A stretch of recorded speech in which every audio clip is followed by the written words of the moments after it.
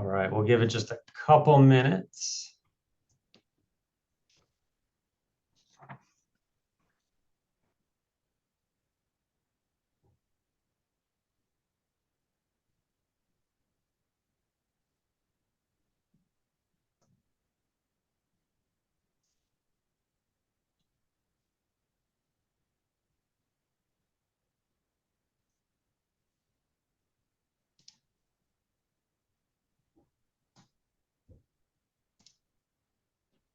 Scott, I like your arch background. Got to get me one of those. Thank you.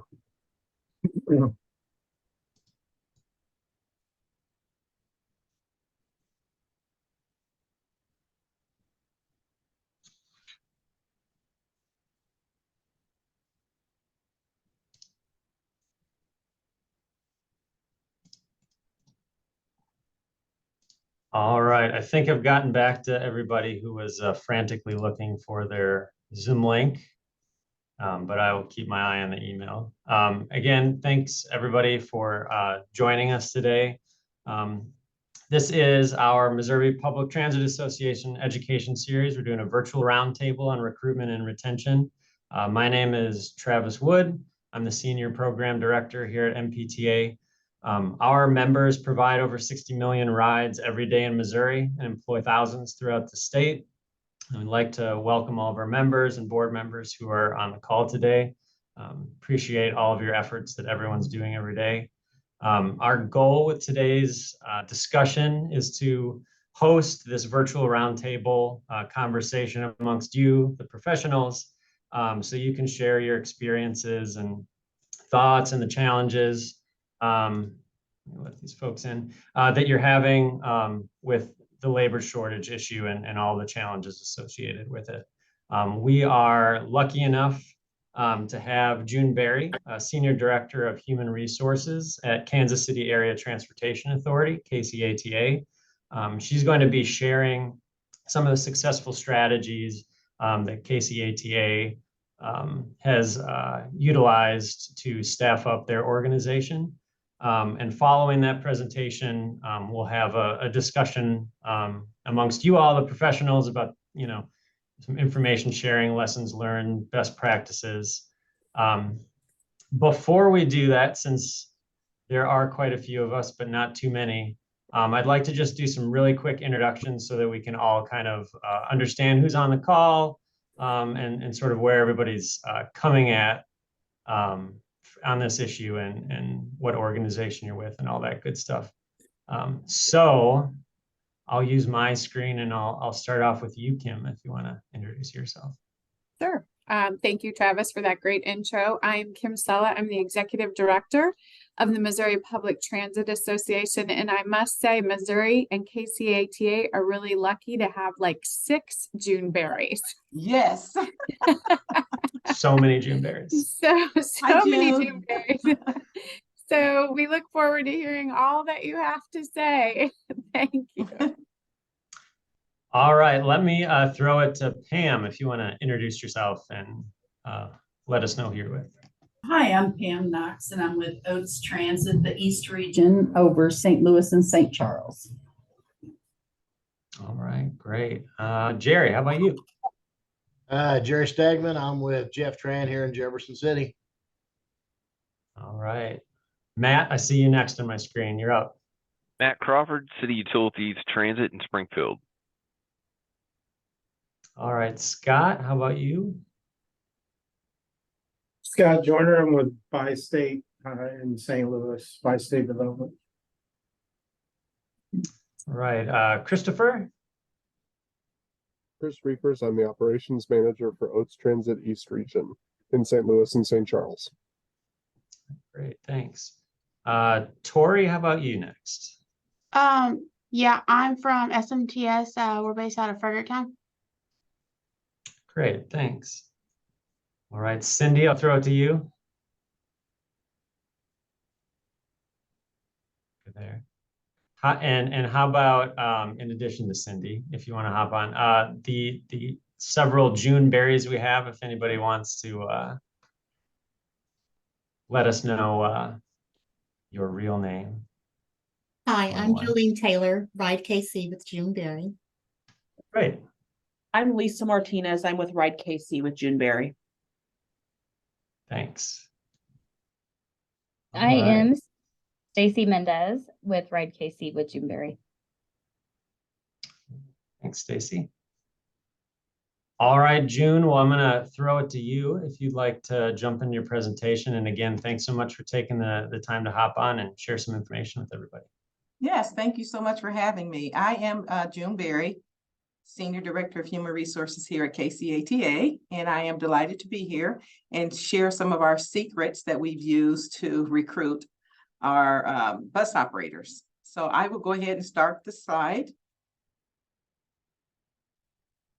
Whoops, let me get out of here just one moment. Can you see it? Share the screen.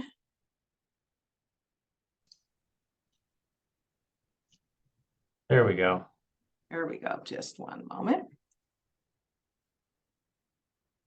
Hold on for me real quick. There we go. Is that better? Can you see it? Yep. Yep, Okay. we can see it. Awesome. Awesome. So like I said, thank you so much for taking time out of your schedule to learn how we've been recruiting for the past 12 months.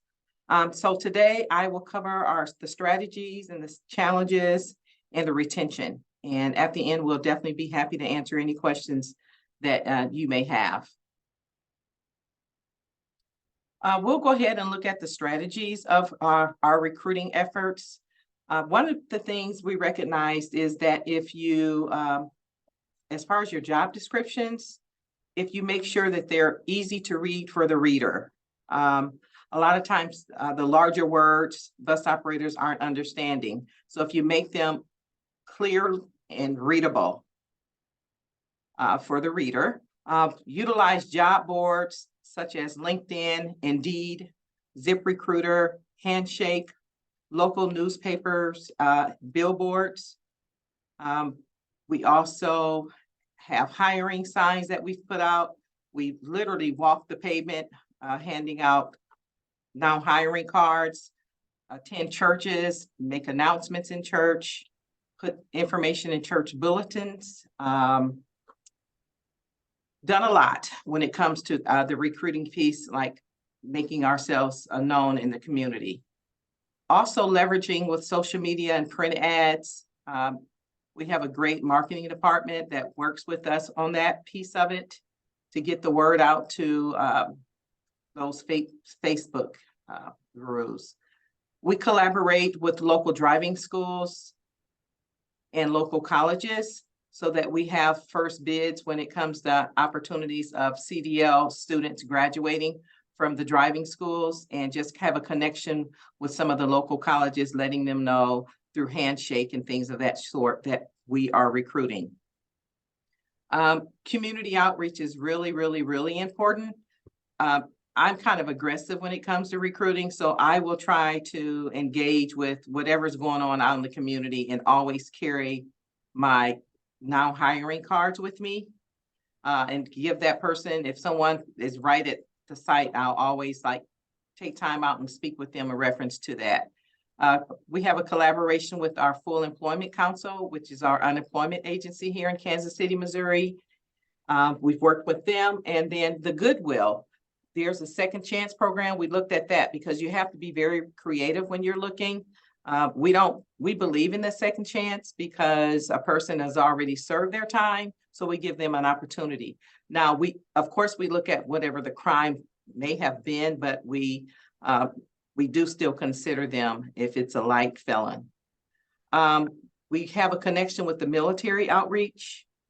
If there's the bridge program, we currently hired someone through that bridge program that's working with us now as a transportation manager that was very successful.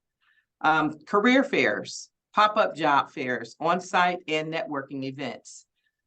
As far as a pop-up job fair, what that is we may be sitting here today talking to say, hey, let's just do a pop-up job fair on Friday.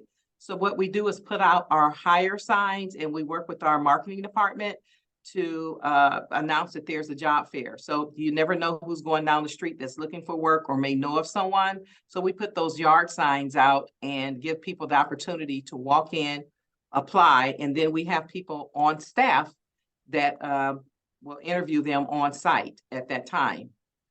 We try to at least offer a class every 6 weeks, 6 to 8 weeks. We try to have classes going on.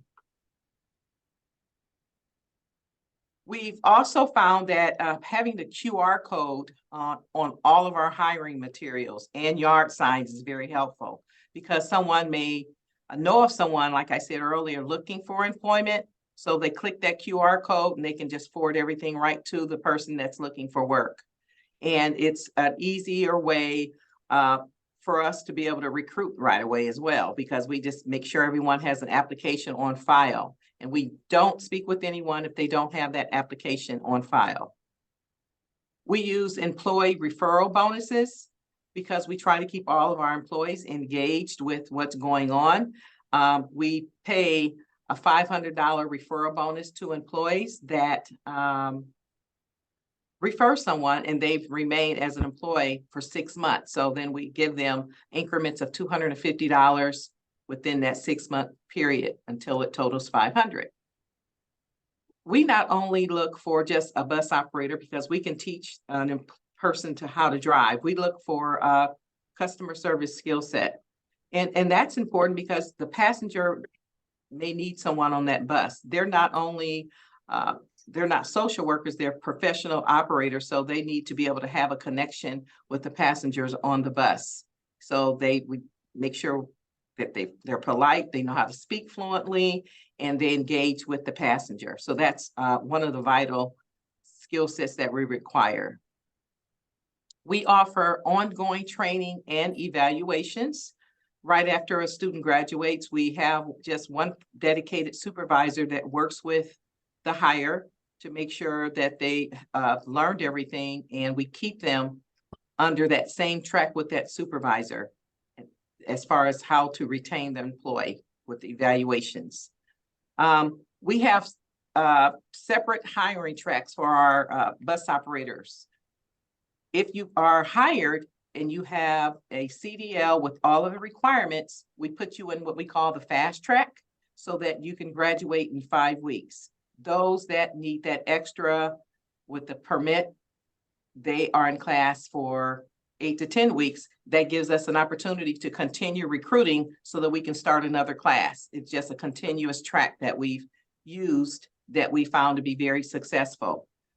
We've increased, we increased the driver wages. We found that it was very difficult based on our wage that we was offering because we wanted to be very competitive because COVID kind of changed a lot of things. People didn't want to get out in the public and drive buses. So we increased the driver wage. It is now $24.11 that we hire on for our bus operators. And then we offer a competitive benefit package. So that's very important. And with that benefit package, we do offer Planet Fitness, where the employee can pay $10 a month as a benefit to keep them in shape, because sitting on a bus all day, it's a health concern. Some of the challenges we've noticed is low qualified labor pool due to low unemployment rates, undesirable shifts for employees with less seniority, which is one of our big issues. An employee we have what you call an extra board, and which means that you have to be available that entire day if you're scheduled to work. So a lot of the new hires are stuck with that undesirable shift. According to the Bureau of Labor Statistics, 70% of drivers leave an agency within the first year. 57% of newly hired drivers leave within the first 6 months, and 35% of new drivers make it through the first 90 days on the job. That's a big challenge because of the retention piece of it. So as far as our retention rates, I'm pretty proud of our rates. I wanted to put 12 months to let you see that we've been very successful with retention. And we're actually above the national average. Our retention rate, it looks great. Our retention efforts, it's like the work-life balance. So we've changed a lot based upon that to keep those numbers where they are. We've looked at our routes and reduced our routes just to ensure that employees can have an opportunity to spend time with their families. The extra board, forgetting what that is, the extra board made it very difficult. So the planning department took time and looked at, okay, what can we do to reduce it? So now we're offering 6 to 8 hour routes for our drivers. And then our management team have a clear communication where there's an open door policy where we allow the employee to have an opportunity to speak with the manager if there's a concern, for us to be able to make life easier for the employee. If an employee has a question, they can come in and ask. They can call our dispatch department if there's any questions, and we will address it at that time. We have continuous professional development and training for our employees. It's called refresher training. If forbid there was an accident, then we take them through a refresher course. So we offer that. And then we use a learning management system that gives an employee an opportunity to take classes at any time through the internet. Our technology has changed in our buses, in our equipment. We have a safety, health, and wellness program. We have a wellness coordinator on staff that is available for the employees. She works with them for diabetes, a high blood pressure, mammogram machines. We have fruit and vegetables throughout the agency for employees to just enjoy themselves with that. We also have a recognition and rewards program through our employee engagement department. Our performance recognition is when an employee is caught in the act doing something great, we recognize them through our transit talk. We have a weekly transit newsletter that goes out from our wonderful marketing department, and they recognize the efforts of our employees. Internal promotions, we look within before we post positions to let the employee know that we do care and we give them an opportunity to make themselves promotable within. Like I said earlier, we listen to concerns and we address those concerns. And sometimes if you don't listen, you don't learn. So that's how we are able to make our situations better here at KCATA. We do offer a retention bonus to our new hire employees of $2,000, and we pay that out prior to them getting off of the probationary period. We conduct exit interviews if they decide to move in a different direction, just to find out if there's anything we can do to make KCATA better. And that ends my slideshow, and I'm ready for any questions that you may have for us. All right. Thanks, June. Who wants to jump in and ask June the first question? It's great information. I got a question, and one of our challenges is getting somebody from offer into class between DOT physicals, drug screens, essential functions tests, and all the requirements. We get a significant fall off from our offers to the actual people coming into training. I was curious if you've come across some sort of process method that maybe helps to increase the likelihood of somebody getting from that offer into class. I know I can't make people pass DOT physicals and drug screens, but just curious because that's a big challenge for us. So it would be the turnaround time and the engagement with the employee. When you feel like you've identified someone that has what you're looking for, I would recommend staying engaged with that person. I actually have a separate cell phone because today's technology using text. If you text to that person, just staying engaged, sometimes not even during business hours in the evening, when you know that they're probably available, staying engaged and try to get that gap closed really quickly. If they get that offer letter in their hand, usually they're going to show up.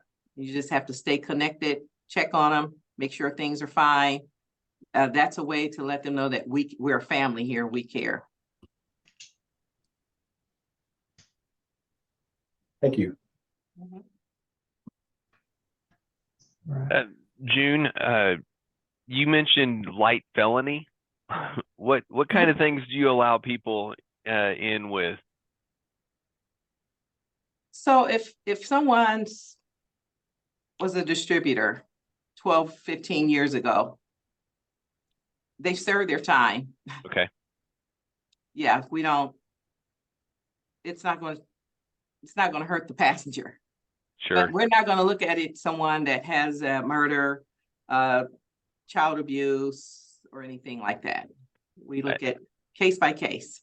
Okay. All right. We just had one that we declined for criminal possession 7 years ago. So I've just seen where we are on that line with you. Yeah. Can you tell me a little bit about that? The learning management system that allows your bus operators to take online classes. What kind of classes are we talking about? Are we talking like community college classes or just self-help, get better at computer use kind of classes? Self-help, safety, bus operator classes, just refresher classes. And we have we actually have a training department. So the training department can also offer classes and courses, and then one-on-one. Are they classes that help people get set up to potentially move up, like take on leadership roles or supervisor jobs? They're not. Okay. But we do have a tuition reimbursement program. Sure. Okay, cool. Mhm. Are you having problems getting people to show up for interviews? Not usually. Like I said, I'm kind of like the aggressive kind. So, and it's a snooze, you lose kind of thing. So if they say they're going to come and they don't, then that's helpful for me because that lets me know that they're not dependable unless they call me. So, I usually don't have a huge issue. We do have another class and we have a great HR business partner, Jolene. She's actually on the call. She's been working day in and day out because we have goals. And I think she has 18 people maybe that's going to start on the 11th. And then I think she's working on another 20 that will be starting on the 18th. So she's been doing a great job keeping those numbers. It's a challenge, but she has met and exceeded what we need. All right, I'm out of questions for just a second. I'm sorry. But it actually takes you have to get out there. You have to go out in the community. You just do. I've gone to Hispanic. I've gone to sit in the Hispanic community. I've gone to churches. They've put now hiring church bulletins for me. I'll just pop in. I carry my I carry cards in the car with me. If I see that there's an event going on, I'll stick something on the windshield. Yeah, you just have to be out in the community. And that cell phone I can't stress it enough. This new generation, they don't want to talk. They want to text. So that cell phone is very, very, very helpful, especially in the evening and on Sunday mornings. So June, I have a couple questions for you because we hear from our members in Missouri all the time about, what works and what doesn't work. So number one question is the $24.11, is that your base wage rate coming in as a new operator? Yes. Okay. As a new operator, and then you're paid based upon the size of the bus after graduation. Okay, so and graduation is how long what is the time frame till graduation? You might have said it. Depending on how you're hired in. If you're hired in with all of the requirements, it's 4 to 5 weeks. If you come in with a permit, then it's 8 to 10 weeks. Okay. Okay, great. And then of all of the channels that you listed, whether it is community outreach or utilizing job boards, what has been the most effective route to generate the most potential candidates for you? Pop-up job fairs. Okay. Because sometimes people just can't plan to go somewhere. If it's a pop-up and they're driving down the street, they're going to stop in. Even if they're stopping in for a friend, they want to know what's going on, and then they make that phone call to say, hey, they're having a job fair. They're paying this amount. So. And then sorry, one more question. I have lots of Oh, questions. no, you're absolutely fine. With regards to the yard signs, that's a new one that I've heard of. How do you target where those yard signs go, and who's doing the distribution of the yard signs, and how effective are they? So I'm aggressive when I recruit. June's on this call because you're everywhere. Yeah, so I put those yard signs out. I forgot to mention, we use magnets too.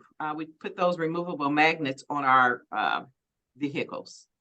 Oh. On the back of your buses, do bus wraps.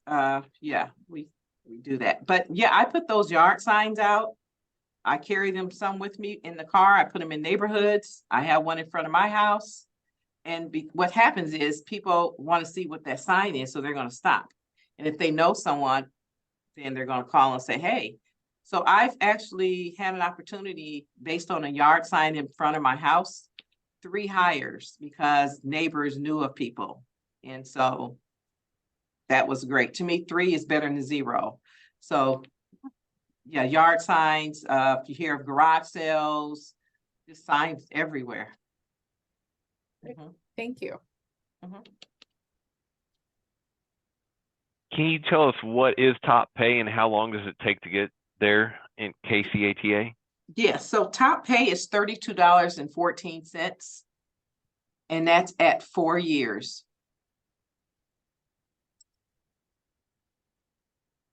Thank you.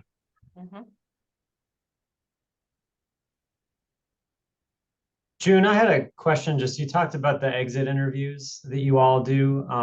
I'm curious, and obviously, your retention numbers look really good, but what do you hear from folks maybe who are moving on? Is it an issue of pay? Is it an issue of schedules, benefits? I mean, what kind of pops up the most in those interviews? What have you learned?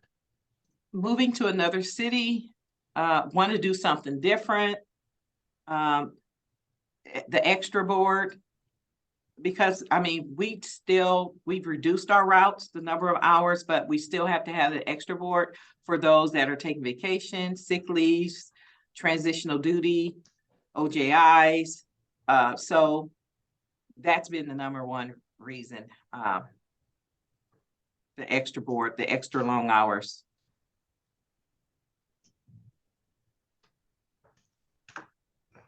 And have you all made many changes or thought about, scheduling wise, coming out of COVID, there's a lot of discussion about, the schedules that, workers are looking for. I mean, is that a stumbling block in general, or? It is, because everybody that doesn't drive a bus want to work from home. Right. But you have all these brick and mortars around if you don't ask them to return back to the office. That's like one of the just challenges anyway, so. Sure. Yeah. So it looks like you also lurk outside Yellow, UPS, FedEx, and any other corporation that has drivers, according to Cindy. She's sharing all your secrets. I'm glad she's sharing because we can't take them all. Yeah, so Yellow is through Teamsters. So we can't really engage unless they allow. It depends on the union, and yeah. Okay. FedEx, we've had some of those people come apply with us. June, are you losing anyone to the school bus drivers, or are you gaining any from school bus drivers? We hear that a lot. Okay. We are gaining from school bus, yes. Okay. And why do you think you're gaining from them? A lot of other of our providers across Missouri talk about how they're losing their operators to school. So why do you think you're gaining? Is it your pay rate? Our pay rate, our benefits, and unfortunately, the nature of kids these days, the respect value, and it makes it difficult.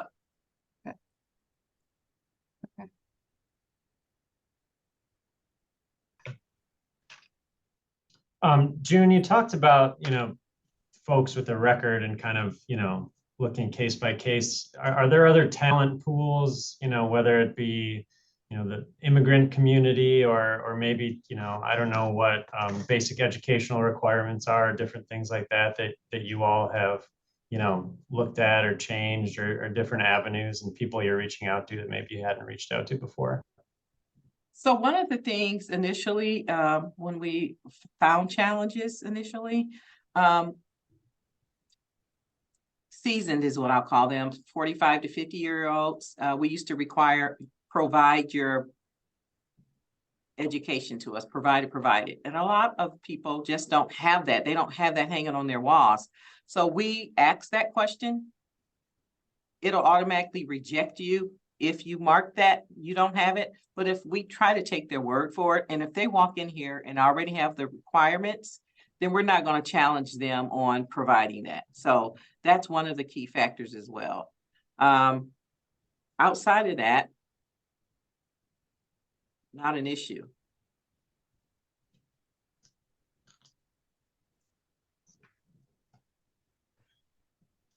I guess in addition, What's the youngest you'll hire? 21.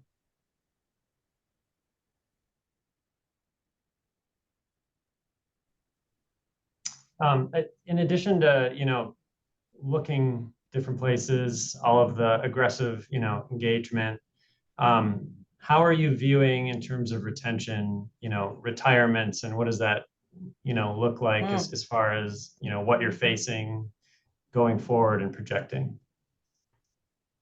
Our goal is to continue to hire. That way we can start looking at maybe employees that might have some concerns as far as attendance, discipline issues. So if we continue to hire, then we can kind of, I'm not going to say weed out, we can eliminate those people and stand aggressive with our discipline and our attendance. Because when you're short staffed, it's hard to terminate someone when you know you can use when they're needed. So that's what we're going to continue to do.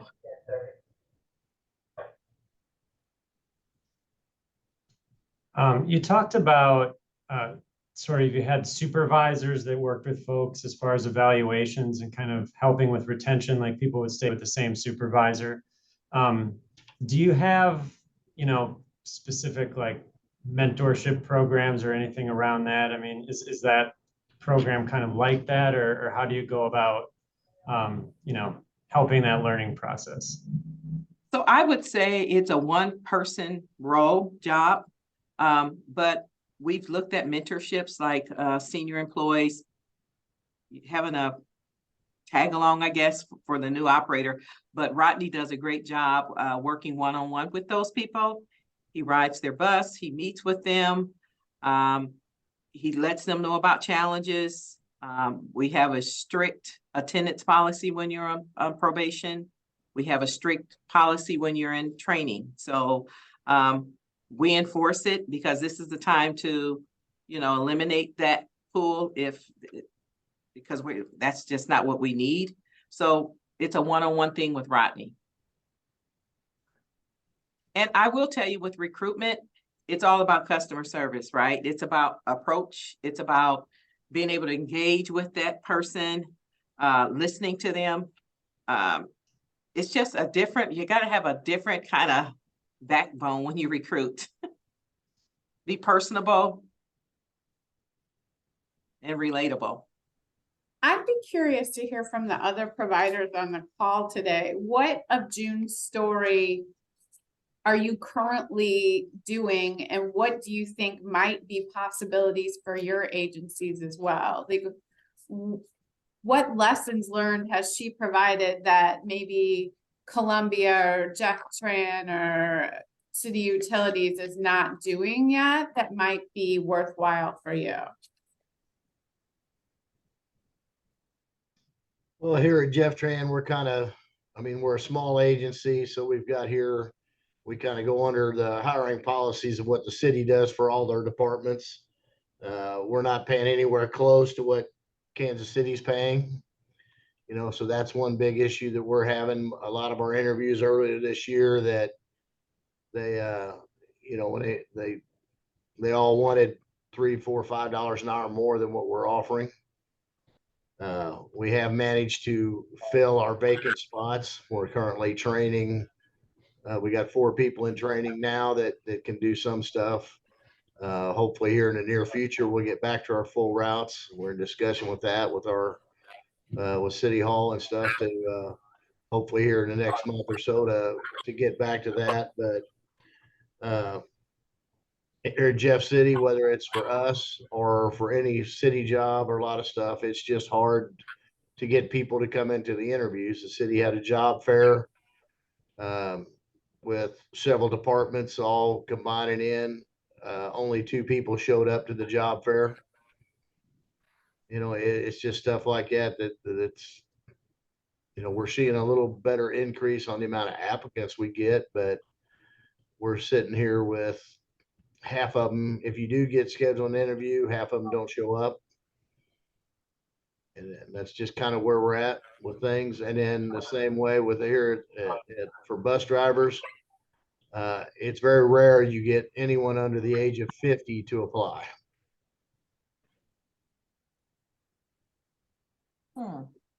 Thanks, Jerry.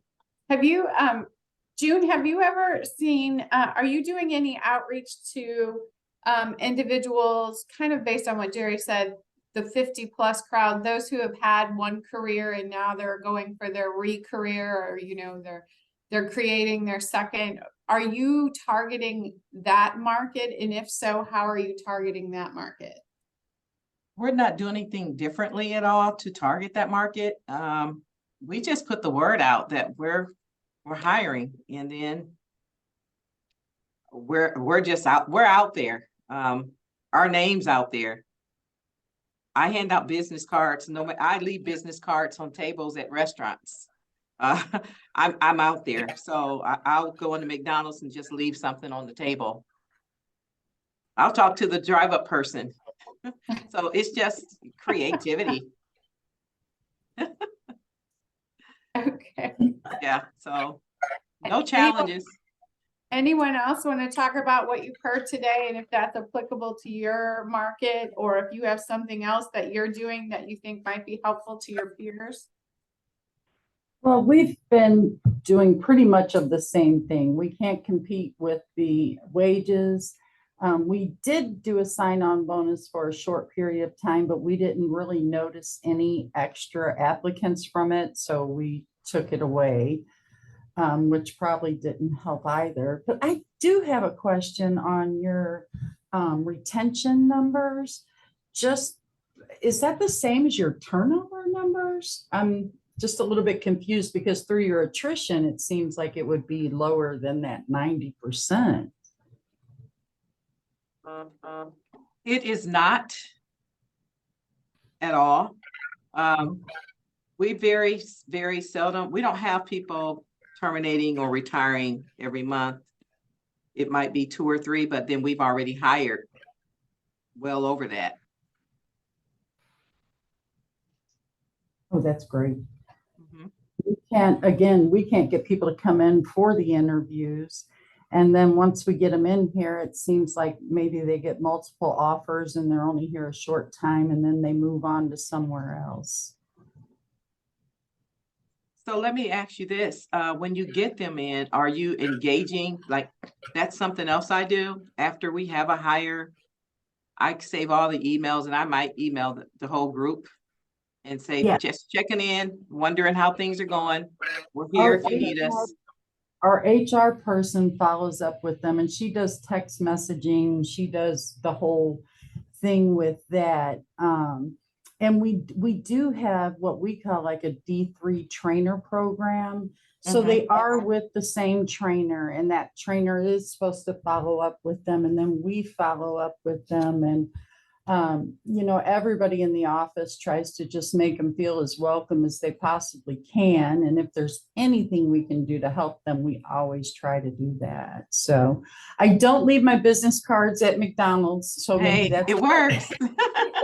hey, if it does, I'll try it. I'm willing to do anything. It works.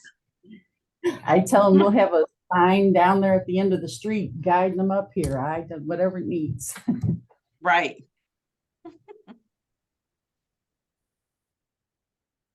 I had a question about the education piece. You say you're just using a knockout question and then taking their word for it, not going through the verification on the back end. I think that's interesting. We've talked about getting rid of that piece because there's a large population in St. Louis that do not have their high school diploma, and it's well known that we don't hire without it. So there's a lot of people that won't apply for us. I know that's not getting rid of it completely, but I think it's a step in that direction. I'd be curious if you've ever thought of doing that same kind of model around employment verification. We run into a lot of times people that businesses are closed, they were paid in cash, all sorts of things, or they're just not responsive, where it becomes, we can't verify your employment, and that becomes a sticking point. They don't have the documentation on their own. So I've done some light reading on it, and that employment history doesn't always predict future performance. And I'm not saying not using it as a tool to make your hiring decision, but maybe on the back end, not spending your money and your time trying to track down 7 years of employment history. Potentially, is that something? I don't know if that's been an issue for you guys or something you've considered at some point. So I'll say this, what about the large manufacturing companies? I'm pretty sure for General Motors, somebody on the line, they're not going to ask them for their high school diploma. But then that person may have been there 30 years and was a driver for them, and then they come to you and they have all the credentials. Are you not going to hire them? So, I mean, we've got to, it's time to, we're in the new way of life anymore. So we have to kind of embrace ourselves and go for the ride. Well, even if they provide that, they may not be the best candidate. At Oates, we don't require them to provide that to us. We do ask that question though. But as far as previous employment, we have to run those checks. I don't think there's a way around that. Right. We do have to run it for DOT stuff. Yes. We get a lot of people that don't have any DOT history, though. They're not, like you said, customer service experience, not always driving. Our non-CDL applicants far outnumber our people that come to us with actual CDLs. So do you guys have like any signs out in front of your buildings saying now hiring? We do billboards. We've got big signs on our big buildings. Our marketing team does a lot of social media. We've recently, this year our applicant volume is good. Like I said before, for us, the transition is from offer to get them into class. We have a steep drop off at that point. And a lot of it, people that just don't go take their drug test. We have some failed drug tests. We have failed DOT physicals. People get told they need sleep studies before they can get the DOT. And we have that group that just becomes unresponsive at some point too, where we can't get a hold of them. So that's our biggest challenge. If I could get 80% of the people we make offers to get into training, we would close our gap quickly, but it's not the case for us right now. So we're looking for an opportunity to change that piece, at least in the recruiting realm. That's a struggle for us because a lot of it's kind of out of our hands a little bit. With some of the stuff I can't really affect. Right.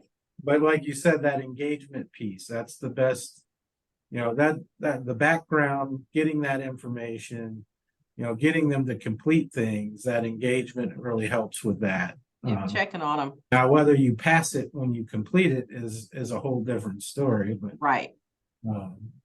at least if you go, I knew you were interested. What we do a monthly job fair on the second Saturday, and when we can, our last one we hosted at a Barnes Care facility. So as soon as the offers was made, they went down the hall and got their DOT physical and their drug screen. So we did a one-stop shop, and we'll have them come to our facilities when possible. Fortunately, Barnes Care is experiencing a shortage of employees as well. So wow. Sometimes it's tough to staff it. But when we can, we'll try to do all in one. That tends to at least make sure people go right to it. So do you offer any bonuses right now? We have a $5,000 sign-on bonus. And you're still struggling? We get plenty of people to apply.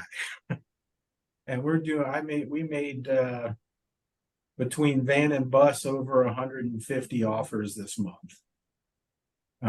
To the people. So we're getting them to interviews and making the offers. Like I said, the struggle is keeping up with them in that process at that volume to get them into class. And them dropping out along the way. So we have a class in about a week and a half, and I'm spending all day today is calling people. Do you have your permit? When can I get you in for an essential functions test? All the little things that it takes to get somebody in. It's a pretty intense process to get somebody. It's not like I can say, okay, here's the offer, pass your drug screen, you can start on Tuesday. That would be great, but there's a lot of hoops. So you don't, like, when you interview that day, send them for their drug test. We have them do the test, and we have them do a test, and sometimes we take them from the interview, we take them to do what you call the essential functions test, and then we send them for their DOT. We have them do it all in one, and we give them a deadline. Oh, that's a thought. So Barnes here, the Barnes Care does all of that for us, but we have to schedule that essential functions. Typically, they won't do an essential functions test if they haven't passed the DOT physical. Oh. So we send them for the drug test and the DOT. If they pass the DOT, we'll schedule them the next week for the essential functions test. Okay. We used to do it on site a couple years ago, but that was Barnes Care as well. They would send their rep out, so they typically wouldn't do it unless somebody got the DOT first. I'm not sure if that's their rule or where that came from. Right. It just always was, as far as I knew. That's something to look into potentially. Write that down. Hey, June. Yes. Can you ballpark a percentage of the number of your applicants that are not passing the drug test? Approximate percentage. So we've had 1,252 applicants apply within this last year. And I would say out of the group that you might find one or two out of the bunch. If you interview 50, of course, few aren't going to show up because they were already job shopping. Maybe two on average per training.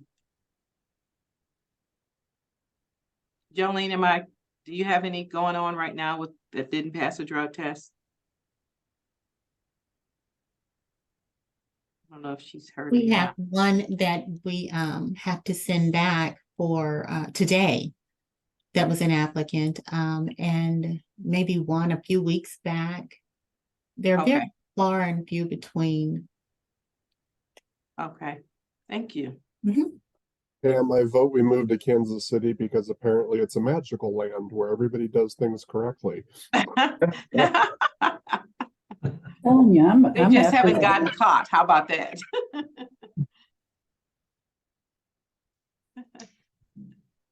Well, I think that's interesting to hear because we did have a previous education series event on the drug testing issue and legalization in the state and some of the miscommunication that can have with potential candidates. So is that something you guys have gotten out in front of and maybe helping in that regard as well?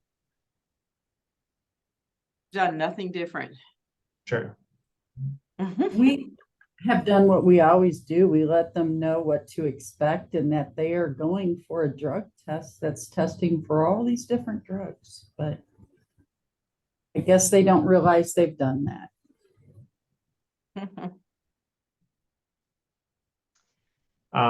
We just have a few minutes left, but I did want to touch on, and June, I think you mentioned it maybe before we popped on, but the issue as far as shortage goes with mechanics, kind of stepping outside of the operator piece. How's that looking for you all, and how does the strategy different in terms of recruitment and retention in that space for you all? So how do I say this nicely? It's a nightmare looking for a diesel mechanic. So I've kind of looked because we require a test. And that's the only way you can get in if you pass that test. But my question has been, some people just don't test well. We've lost candidates that leave from a diesel mechanic job, come here during their lunch hour and take that test and fail it, but they've been at that previous employer for 10 years. So my challenge is, let's not weigh so much on that test. Let's give them a trial basis and see where it takes us from there.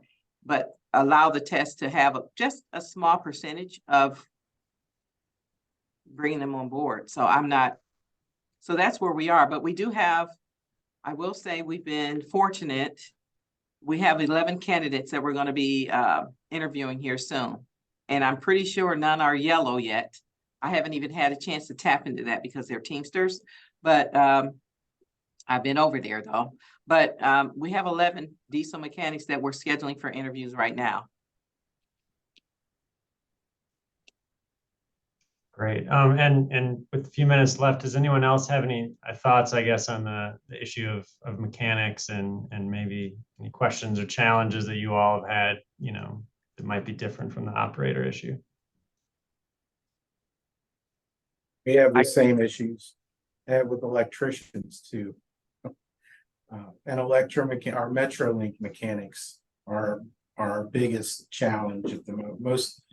We typically historically have moved people from our bus mechanics to the trains. So when we're short on bus mechanics, we become very short on train mechanics. And we have a test for that is hard to pass. We found our best pool of vehicle mechanics at the utility is coming from trash truck agencies. And they are very good mechanics.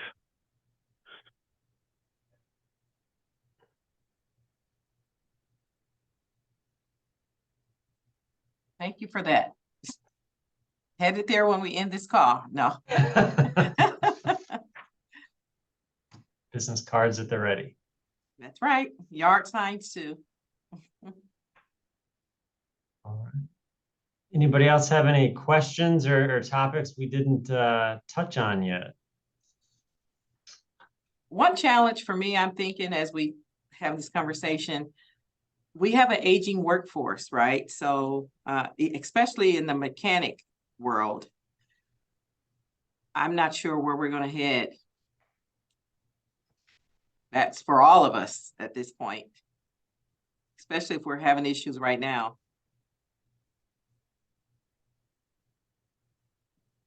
And just to touch on that quick, I mean, with electrification of vehicles and some of the new technologies, I mean, I'm assuming that might make some of this even more difficult maybe than it would be otherwise. Mm-hmm. You're like, yes, obviously, Travis does. Right. Get that. All right. Anybody else have anything they'd like to bring up? Questions? Going once, going twice? Go to the group. Well, I appreciate everybody's time, and June, really appreciate all the information and transparency that you shared with all the strategies that you have going on. I think it's really helpful to do things like this and Yes. share ideas. And I will be following up with this recording and a recap of this event. But our hope is always that it doesn't just stop here. We can continue the information sharing. So if there's any questions that anybody has on anything, feel free to reach out and we'll keep the conversation going. Yes, for Thank you sure. very much.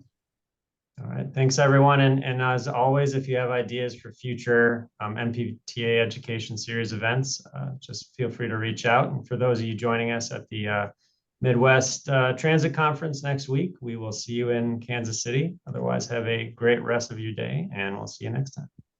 Thank you. Thank you. Thank you. Thanks, everybody. Have a great day. Bye-bye.